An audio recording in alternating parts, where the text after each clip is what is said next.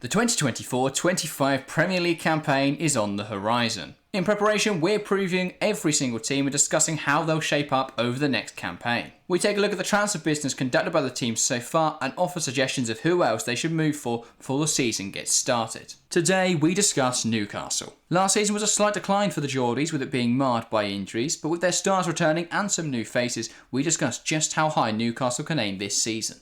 This is our 2024-25 season preview for Newcastle United. Alright, let's talk about Newcastle then. We like to start these previews by looking back at last season. We're going to talk about 23-24 briefly then. It was a season for Newcastle that was very much...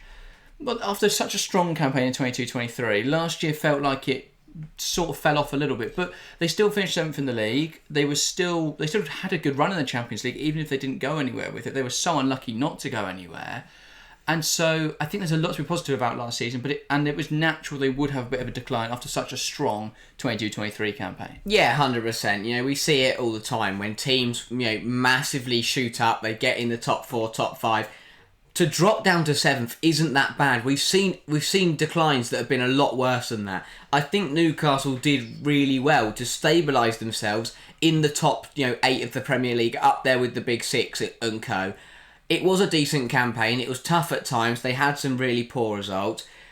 First season of the Champions League wasn't too bad, as you say. That's really good. They beat PSG. They took on the... Yeah. They had the toughest group of the competition, and they gave it 100%. A really good go.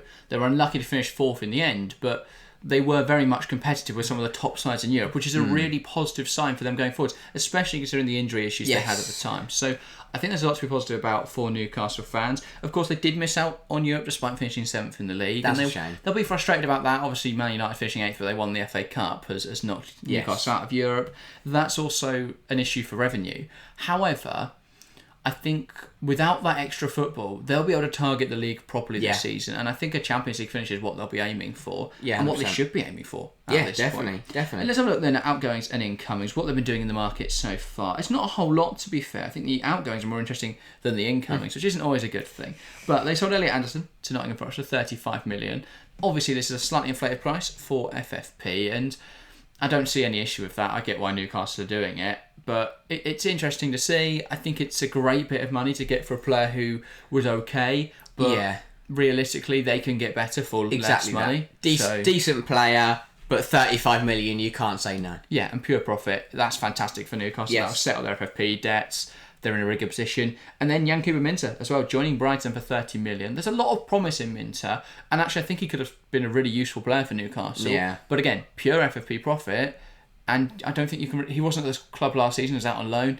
I don't think you can really complain. That's pretty much solved their FFP issues. 65 million for 2 players that were pretty decent, could develop into good players, but realistically they're not going to be top players for Newcastle. Yeah, indeed. Let's talk incomings then. Lloyd Kelly joining from Bournemouth on a free. I think that's a really good bit of business. Decent bit of business. He's going to be a solid backup at both left back and left centre half, which I think is really decent.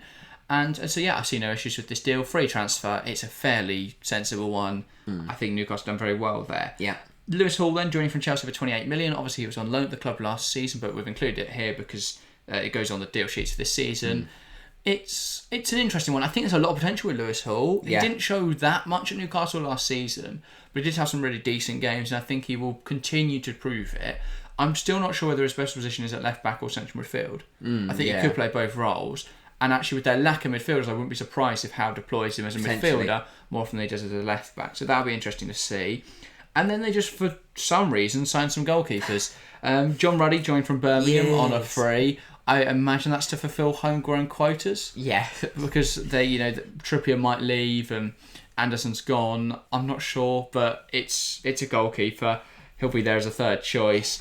And then Odysseus Vlachodimos from Nottingham Forest. I think this was part of the Anderson move because it helps Nottingham Forest offset their balances, but random. We'd have no idea. We have no idea how much it costs. Yeah, to add to the fact they already have Dubravka, Pope, and Gillespie. So no idea what they're doing in goal this season. I don't think we need to worry though about half of them. So, but if John Ruddy does play a Premier League game, that will be like the best moment of the season. I just don't see how he does. He won't. I don't know why We know, he's isn't joined. it? But it would be good. Just for one. Please, Eddie. Come on. Yeah, we'll be interested to see what they do this season with their goalkeepers. Their starting goal then, Pope will start. Now he's Yes. back from injury. Dubravka, Vlachodimos, Ruddy. I've not even included Mark Gillespie. I forgot to do that on this graphic. They're going to be your backup options. Realistically, Dubravka's the only one out of those that's going to play any football this year, and that's only if Pope gets injured. So Exactly. yeah, I don't really understand the signings of the other goalkeepers. It seems to be FFP stuff, but yeah, and obviously Ruddy could be fulfilling homegrown quotas, I assume. Yes. But yeah, fun times. Looking at the back four, then at left back, we expect Dan Burn will continue to start there. They haven't got quite a lot of players there because they've got Matt Targett, and they've got Jamal Lewis, and they've got Lewis Hall, who can all play that role. Now, Lewis has been linked with a move away, so they could move him on, and Hall could be used in midfield, but they have got a lot of depth there. Obviously, Kelly can play there as well. It is quite interesting to see they've got so many players at left back. Dan Burn's going to start every game, but again, his injury list isn't great either. Neither is the rest of the Newcastle team, really. Yeah. They've got cover in good places. They have. A left centre half, Sven Botman will miss the start of the season through injury, but they do, of course, have Lloyd Kelly now. They've also got Cher, who may play in that left centre half role if they do bring in another right centre half, which we're going to get onto in a moment, of course. And yeah, I think Cher will have a lesser role this season, but he's still going to have a lot of minutes to go round. And then Jamal Lascelles as well, who was really strong last season when he came in. Great servant. With, a lot of injuries, and he had to come in and do a job, and he did a job, and he was really good. So, exactly. Yeah, I think it's fair to keep him on for now. At right back, I think we will see a changing of the guard this season, even if Kieran Trippier does stay. It's widely believed he may move on. But I think either way, we'll see Tino Livramento move into that starting berth, and understandably so. I think Tino Livramento, one of the top right backs in the league.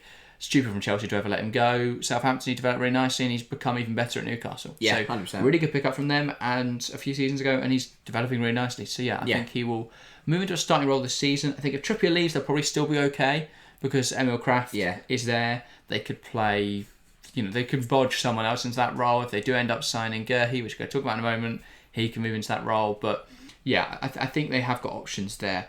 Defensive midfield, Sandro Tonali was going to feel like a new signing to a certain degree. He played 3 months or 2 months last season, then was suspended for betting. They still don't have him back, I think, until November, December time. So that's still a miss. But eventually they'll have Sandro Tonali. Yeah. In the meantime, Bruno Guimaraes is going to cover that role perfectly, and the two of them may be able to play alongside each other, I expect. So they have got a really nice midfield balance there.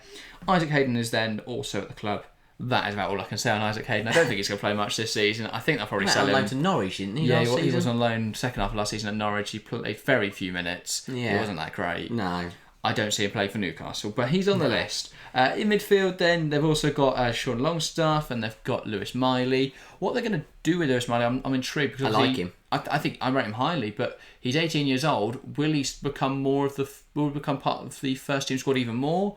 Or is he just going to get... Because obviously he played a fair bit last season, but with players coming back from injury and suspension and stuff, his minutes could be slightly decreased. Sean Longstaff has looked quality Longstaff's at really Newcastle in the last 2 seasons. You feel performances that we haven't seen from Sean Longstaff before. If he keeps that up, Miley. It's going to be very hard for Miley to get opportunities.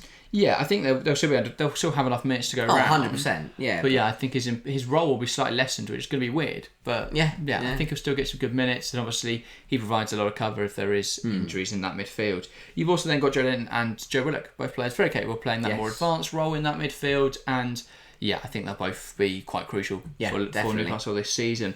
Then in the wide areas, on the left flank you've got Anthony Gordon, which provided they can stave off interest from Liverpool, one of the strongest wingers in the Premier League. You've also got Harvey Barnes, who's looked really good in pre-season and looked really good when he played last season. Obviously he had a few injuries, but that's proven to be a good pickup. Ryan Fraser is also still at the club. I'm not exactly sure what they're going to do there. I think he just makes Eddie Howe, so he's probably going to become a coach or something eventually. But good cover. He's still there for now. On the right flank, I find it's weird because I've always felt like they should go for someone on the right wing because they've missed, you look at it and go, where are they lacking some sort of big name? But they don't need a big name necessarily. Almiron's been a decent performer. I think his level came off last season. For him. Yeah, big season for him. So, as you say, I think he does need to bring that back up again. And Jacob Murphy is someone who, you would look at and go, well, he should be gone by now. But why? He's been brilliant. You look at his performances and he always puts in a good shift for Newcastle. So I don't think there's any problem with those two staying. I think you might want to look at options. And if someone on the market is available, I think they would look Potentially. to move, especially if there's someone who's quite versatile. Yeah. I think that'd be a good signing. We might touch on a right winger, so I think they'll look at their options, but it's not a necessity. Yeah. Joe Linton can also cover there as well. And then leading the line, Alexander Isak and Callum Wilson. Now, I've not included Garang Kowal, so I'm not exactly sure what they're doing it with him this season. He's not gone out on loan yet, but I don't think it's going to be part of the first team. He didn't have a particularly strong loan spell last year, so I'm not really sure what they're doing with Kowal. I mean, where his ceiling is, I have no idea. Either way, that is one of the strongest striker depth in the Premier League. To have options, to have Isak and Wilson as your two strikers, absolutely brilliant. It is up there as one of the strongest striker pairings. Especially considering I think Isak is probably the third best striker in the league right now. He's I'd brilliant. only have him behind Haaland, Watkins. I think even Watkins, that's a debate. I think you could definitely put Isak ahead. So maybe. Yeah, that was a fantastic signing from Newcastle when they got him, and he's just gone from strength to strength. Yeah. And he's definitely going to be in my FPL team because 100%. Southampton opening day of the season has got hat-trick written all over it. But let's have a look then at some other options I think they should be exploring. Now, the first of which is someone they seem to be very close to adding, and that's Mark Gurhey. Quality. Now, this is going to be a pricey deal. It's rumoured to be around 60-70 million, which will be one of the most expensive deals for a centre-half we've seen in the Premier League. Worth it. But he is a very, very good player. When you look at his FBref profile, his switch is 0.8 per 90, up in the 88th percentile. Long passes completed, up in the 76th percentile. I think a lot of Gurhey's stats, unfortunately his FBref profile, you can't just separate when Glasner was there. Yeah. But because of Hodgson, there is a lot of weird stuff on here. But I think he is a very good player. We saw it with England. He's a combative centre-half. Yes, he has a mistake in him, but I think everyone does. Yeah. And so I'm not too worried about that. I think he's very strong in possession. He's also a fantastic defender, just very strong, very physical. I think he'd be a very good signing. Brilliant centre half. It's a steep price, but he's a phenomenal player. I really, really like Mark Gurhey. Homegrown as well. Exactly. He ticks every box. Quality centre half, homegrown. Very good player. He's exactly what you want in a defender as well. And as you say, if he does make an error, the difference is for me, I think Newcastle have got the players to deal with it. If he makes an error, Pope can bail him out with a save, or we can see when Botman's fit, because Botman and Gurhey partnership would be deadly. That would be one of the strongest centre half pairings in the league. Yeah, and if Hull could come through to be a strong left back, you would have the youngest defensive partnership, but a defensive four that could play for 10 years. Yeah. So you'd have Hull, who is 20, something like that.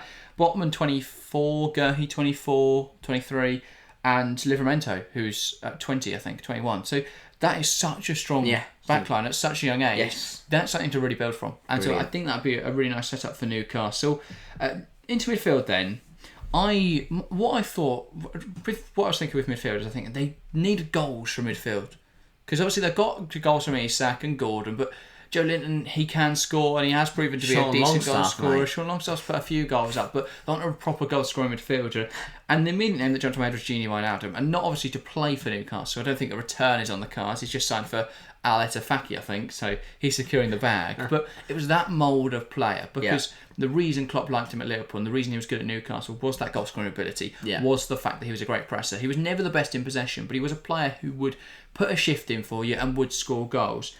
I've gone for a similar goal-scoring midfielder in Lewis Ferguson. Ooh. Now, it's a crime this man doesn't make the Scotland side, but I think it speaks more about the strength of Scotland's midfield rather than the fact he doesn't actually start for them because of quality. He is a fantastic player.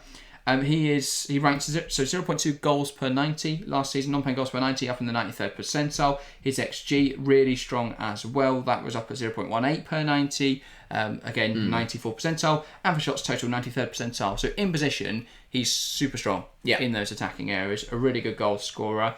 His progressive carry is really good as well, 74th percentile, really good at driving that ball forwards. Yeah. I think he suits what they'd want in that midfield alongside if you're thinking Guimaraes and Tonali when you're at full strength, I think Ferguson in there as well is a really nice option. You could also, obviously, without Tonali, go Guimaraes as the deeper player, Ferguson slightly less advanced, and Joe Linton as that sort of attacking option. That gives you a really nice rotation there, I think. Ferguson can play as a deep midfielder, he can also play as that attacking midfielder, so you've got a lot of options there with Ferguson. Yeah, definitely. I think he's a very dangerous player. As you say, he brings a high volume of goals. His defensive numbers are shocking, but don't ask him to defend. He's not that type of player, Just let him. He's there to score the goals. But he can do that. That's the thing. His tackles, blocks, and interceptions are low, but it's because he's been playing as an attacking midfielder under Thiago Motta. So he's not going to make. You don't make loads of tackles and interceptions as an attacking midfielder. Well, I don't know about you, mate. No, but he's a very, very good player. He would do the job very well. He'd provide a lot of competition, I feel, to Joe Linton. I think he's slightly better than Willock, but then Willock's looked really sharp in a Newcastle shirt. So he definitely add to the quality in the midfield. Yeah, definitely. So then the ambitious one, someone who can cover on the wing, someone who can play up front as well, but would predominantly be a right winger. I think he'd be a fantastic signing if they could get him over the line. Karim Adeyemi. Oh, such a good player. Such a strong player. There is a lot of potential with Adeyemi. Yes, last season was slightly disappointing for him at Borussia Dortmund, and I think there will be some question marks over, because I think in big games, especially the Champions League final, his finishing can be a little bit lacking. But he is such a good player. Can play both wings very effectively. I do think he's slightly better on the left wing, but obviously you've got Gordon there. If you were to lose Gordon, perfect replacement. Adeyemi's incredibly quick, a really decent finisher in the Bundesliga at least. I know he's had some big misses in the Champions League, but I think he is a very, very talented player. Successful take-ons at the 57th percentile, progressive carries up at 73rd percentile, touch attacking penalty area 73rd percentile. So he's very direct with his play. And if you're looking at building a very good transitional side, a front three of Gordon, Isak and Adeyemi is the quickest front three I've ever seen. And that looks lethal. On paper, at least, that looks incredible. So, and with Almiron, Barnes and Wilson as your backup front three, it's such a strong squad. So I think it'd be a really nice addition. Yes, it's a bit of a gamble. Yes, Dortmund are asking for about 40-50 million, which is quite steep considering he's not hugely proven. But there's a lot of talent there. And if Newcastle do want to look at another right winger option, Adeyemi would be fantastic. Yeah, he's such a good player, so dangerous, and I mean, it'll be a massive statement again from Newcastle. They could bring in Adeyemi. It's one of those where you go, okay, Newcastle mean business. He's a top player, playing at the highest level of the game. If he came in, he could deliver incredible performances.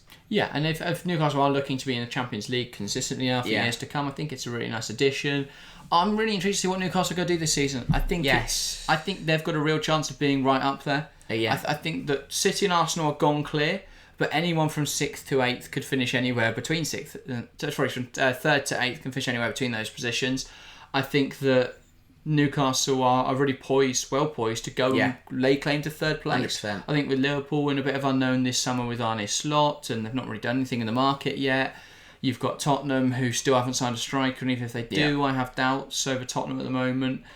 I think that there's an opportunity there. United are still missing a few players. Chelsea, we have no idea what they're going to look like. They could be one of the best teams in the league. They could be absolute shite. We have no idea. So Newcastle, in that regard, are really well poised to take advantage of all that chaos and just soaring through. Them and Aston Villa soar through to the Champions League. 100%. Lovely stuff. I think those Champions League spots really are up for grabs, especially considering we expect, if English teams can perform in Europe this year, that there will be 5 spots available thanks to our coefficient. So I think that will be good. There'll be more opportunities for the English sides to get into the Champions League, and so you would expect Newcastle. That's what they've got to target this summer. 100%. With this season, with no European football to play. Yeah, I think they'll look to win a domestic cup as well. That would be ideal if they could win something this year, because that is what's been missing from this Newcastle. The new Saudi Arabian regime. They haven't won anything.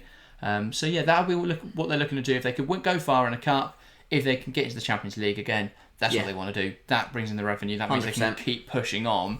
Champions League money could be integral to them reaching their goals. So lots to be positive. I think lots to be positive about. I think for Newcastle fans, and going to be an interesting season. Yeah, definitely. So if they get it right, they can be on the money. Yeah, some really strong players. I think they're in a good spot. But so loose prediction. What are you saying? I'm saying top 4 again. As I think if they stay stable, they be consistent, they'll beat those sides that we don't know about. They'll beat the unknowns, and if they do that, they're going to be top 4, top 5. So I'm expecting a good season for Newcastle.